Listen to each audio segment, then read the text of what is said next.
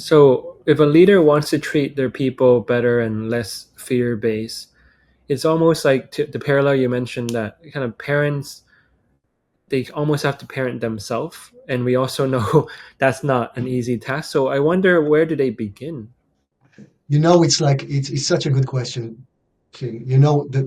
When I work with when I worked with kids, it's been a while, but I worked for seven couple of good years with children, and these children would manifest a lot of because children cannot really internalize. They internalize by they act it out. So when kids are acting out, something is wrong outside. It's not necessarily wrong with them. They're just acting it out. And you can see the same thing in organizations. It's like there is a turmoil, there is a fear, there is silence, there's a lot of things that start leaking. So usually when kids used to come to me, I would first of all try to check with the parents immediately to see how the parents are doing, how they're doing individually. Is mom okay? Is dad okay? Are they depressed or anxious or have marital problems? Are there problems at school? Something is getting to that kid to feel to act to externalize. So rather than blame the kid, because it's not the fault of the kid. Kids are not born disrupted, you know? The way they're treated get them to externalize that. So something is so it's not like and that's the problem that many times happen in families and in companies where employees supposedly are the problem, while actually the organization atmosphere, the way they're treated, is the number one problem. So I'll give you an example. For example, you might have a person that get into a company, and let's say that she's anxious. She's anxious normally just to start a new job, and rather let's say that her supervisor is very fear based, kind of like that's what we expected, not warm, and that's what we're expecting. Just immediately kind of instilling more fear in her. There is no way that the anxiety is going to let her to perform what she probably normally can. Not going to happen. So now, sometimes it could be the case that the employee is just hired and the employers didn't know what her capability and she's not as good as what she's doing. That's another thing. But many, many cases that I encountered are the problems not with the employees actually, is the way they're treated. And the moment that I was able to work with their supervisor or the leader of the team, it could be with the team is not functioning well, you know, who is responsible in a way to create that comfortable, safe, functioning place? The leader of that team. So leaders, for example, groups can be formed. So many people. There's so many people with different characters. How are you going to bring them together is up to the leader. So if the leader is not capable of let's say that the leader is a person too. That's where the hierarchy is. Let's say the leader is so much, and either from internal problems, let's say that they're anxious themselves, the team will be anxious. The team won't find themselves. If the leader is just the leader of the house, for example, mom and dad, if mom and dad are okay, the kids will be okay too. I promise you. They will be functioning human being. Things are happening, but it's dealt in a way that is contained, it's loving, it's resolvable, it's fractures and repair. There are fractures all the time, but there's always capability of repair to come back. There is always somewhere to go. There is safety always, that no matter what happens, we can repair it. That requires the leaders of whoever they're under to be okay themselves. If they're not okay themselves, that's not going to happen.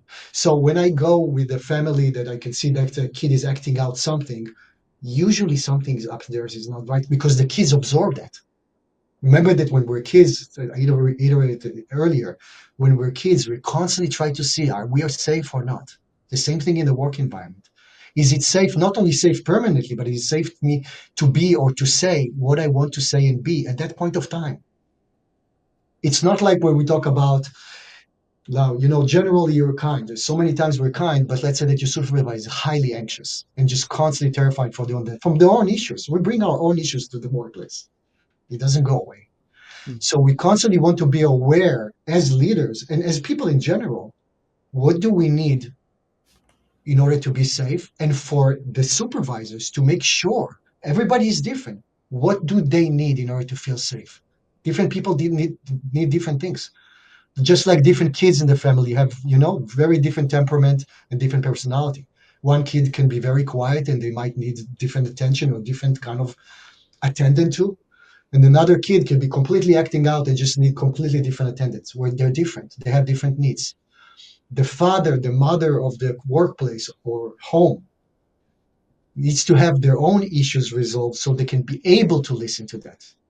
Because let's say that you as an employee is anxious and your supervisor is anxious as well. There is no way that that's going to be resolved that way, because he's going to be or she is going to be anxious. That's just going to and tell you that you're safe. You'll immediately be less safe because the way they are is different than what they want.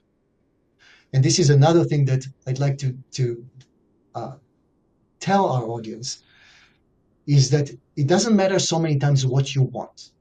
It matters how you are, what you're really capable. Are you capable walking the talk? Capable. Capability is very different than what you wish and wishful thinking, or what your left brain is telling you. So a lot of CEO, a lot of groups that I talk about are very smart people. They understand that. But the moment they need to do that, their inner child is coming out and terrified inside. They cannot control it. They have that something from the past that comes to the present, and when it comes to the present, you can say whatever you want to say to yourself. You can say, I'm safe, I'm okay, but you're so worried inside and you're so anxious. The moment you see your team, you're just completely discombobulated. To answer your, so I kind of was a long way to answer your question. We want to get ourselves, no matter what positions we are, but especially when we are in a parenting position, is to make sure that our reservoir, our limbic system, our emotion system is kind of have room, constantly have room inside. So imagine that again, that it's a reservoir with water that constantly full. When you're full constantly with kind of like saying you cannot get anything in, so you're going to purge it out right now. King, it's just one of those times that, um, I don't know, I'm just usually try. I thought about giving an example from the workplace, but I'll give an example from actually a family. So many people tell me, couples tell me, we don't want to go sleep early. They heard it in movies. We don't want to go to sleep when we're so angry with each other. And so they try to go at each other and it's not resolved, just to go more, because there's no way they can listen to each other. They're not clear enough inside. How many times something that happened to you was a not big deal, and the same thing happened to you because you're so stressed that just completely got you to just react in an irrational way. If we're not clear enough, we don't have enough water, enough in the container to hold the water, and to hold the other people. Is to holding a baby that's sometimes crying, and you want to hold her or him, but at the same time you just like don't have anything with you. You're nothing left inside. You didn't rest, you didn't eat, you're tired, and yes, you want to be there for your son or your daughter, but you're just really exhausted, and you start vibrating to the kid something that they actually don't need because they feel it. So, as I say to parents, to kids of any kind, take care of yourself, take care of clearing you. And clearing you means constantly being aware of how you are and get what you need. Are you worn out? Do you need a vacation, or you cannot really listen to anyone? Be mindful of that. Be mindful of how am I doing? What are the issues that are pushing inside? What are the triggers? What employees are triggering more than others, and why? And then get help for that. So many people are trying to resolve it by reading a book, but it's actually a much more inherent issue underneath that. Hmm. And as a psychotherapist, I can tell you, we are bringing our issues, whatever, to anywhere, to everywhere. We'll try to do exactly what was not done to us that we really needed, just ending up doing the same way in a different door. And the reality is that can be changed little by little by external help. And external help us to sometimes kind of seeing what are the issues that are triggering me and treat those wounds inside. The moment you're doing that, and then again, that's a process. It's not like reading a book, it's being with a good therapist or a good coach that actually can be with your inner world to cover that wound or to heal that wound. The moment you do that, you're inherently going to be different with your employees, allowing them to be. That gets to the bottom line. If you have not reached a place that you want to be to others, you're not going to allow them to do that, whether you want it or not. So I can't emphasize enough how we want to, on regular basis, and so many times on regular basis, to take care of ourselves by kind of maintaining work hours for us as leaders, you mm, know, to maintain our work hours, to make sure that we eat, that we sleep, that we regulate ourselves on a regular basis. Just like an engine needs to be constantly be cooled, not one time. It's a constant maintenance. And sometimes it's if overheat or it's just not really get that. There must be something underneath that that is pushing. You want to look at that. You want to start being mindful, and I invite everyone because it's everyone.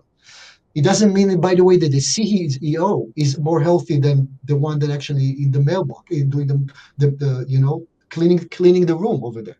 You know, means nothing about that. That means they just have more power, and they can be more injured inside. That will affect the whole organization. mm, So you, as a leader, as a father of the company and the mother of the company, as the patriarch and the matriarch of that company or other people, mm, have the responsibility to take care of yourself, to be available to them. Once you do that, not only you treat them well, I can't emphasize enough how much good energy, loving energy, get into the organization as a whole. And for me, everything is love. When there is love, everything is unlocked. mm, When we kind of feel safe and loved and cared for, there are so many possibility open for that company, for that person, for that CEO. We're just together in that. So for me, a company, no matter what size, is a family. Might be extended family, big family. mm, But as we starting from the pawns up, so to speak, from the soldiers up, so to speak. Soldiers are human beings too. Soldiers can contribute things that you might not ever thought that they could. They might be able to listen to others, and you're not even close to that, but you're the CEO. mm, So if they given that power to maybe hold, they might not know as much as you know. But if that theoretically could happen, they might have actually a much better organization. So it's not the position that gets you to be a better person, so to speak. We're not better people. We're people.